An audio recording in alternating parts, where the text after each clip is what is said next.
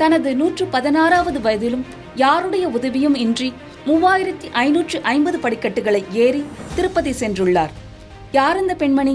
முழு விவரங்களை பார்க்கலாம். 116 வயதான பீமவ்வா என்ற மூதாட்டி கர்நாடகா மாநிலத்தை சேர்ந்தவர்.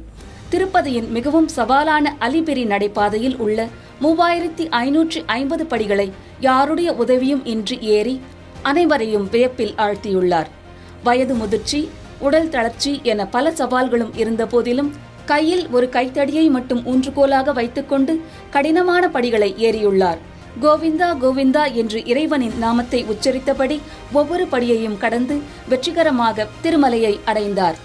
இவ்வளவு வயதிலும் திருப்பதி திருமலை அலிபிரி நடைபாதையை தேர்ந்தெடுத்து பக்தி பயணத்தை மேற்கொண்ட இந்த மூதாட்டியை ஆயிரக்கணக்கான பக்தர்கள் பிரமித்து பார்த்தனர். பொதுவாக 50 வயதை கடந்த பிறகு முழங்கால் வலி, சோர்வு, உடல் பலவீனம் போன்ற காரணங்களால் சில அடிகள் நடப்பதற்கே பலர் சிரமப்படுகின்றனர்.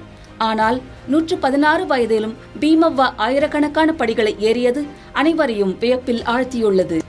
பீமவ்வாவின் இந்த அசாதாரண மன உறுதி, தன்னம்பிக்கை மற்றும் பக்தியை பார்த்த சக பக்தர்களும் பயணிகளும் வியப்புடன் பாராட்டினர். வயது என்பது உடலுக்கு மட்டுமே வரம்புகளை விதிக்க முடியும். மன உறுதி இருந்தால் முடியாததையும் சாதிக்க முடியும் என்பதை அவர் நிரூபித்துள்ளார். இந்த முதுமை வயதிலும் அவருக்கு இத்தகைய உடல் மற்றும் மன வலிமை கிடைத்திருப்பது இறைவனின் அருளால் தான் என்று பல பக்தர்கள் நெகிழ்ச்சியுடன் கூறியுள்ளனர். 116 வயதில் அலிபிரி படிகளை ஏறி திருப்பதி சென்ற பீமவ்வா இன்று ஆயிரக்கணக்கான மக்களுக்கு உத்வேகத்தை அளித்துள்ளார்.